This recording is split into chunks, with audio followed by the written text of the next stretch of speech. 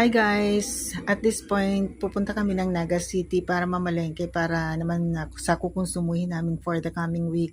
Actually, matagal na namin itong ilang days din naman namin pinagplanuhan ng anak ko na pupunta ng market pero hindi kami makapunta-punta dahil nga sa laging umuulan dito sa Kamsur, dito sa Bicol region. At sabi ko na lang sa kanya, wag masyadong magpapabilis ng takbo dahil sisilong na lang kami pagka lumakas ang ulan.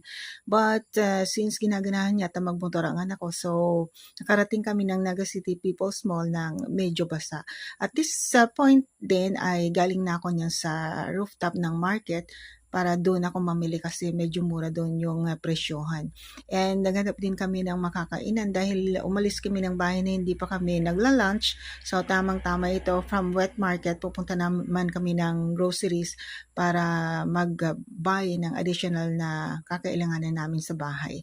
So yun nga, habang naghihintay kami na tumigil o tumila yung ulan ay selfie muna dito sa aming pinagkainan.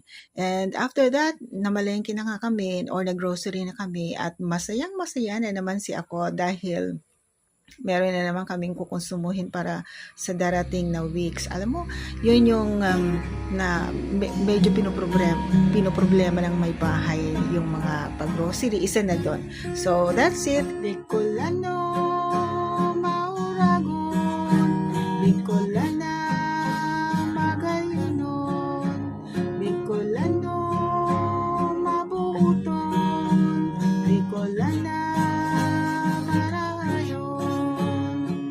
kung sabihin na ako hambugon, orgulyo ining dapat na padinayon, madya pag iniba sa impakita, igdi na sa lugar na panunin paglaom.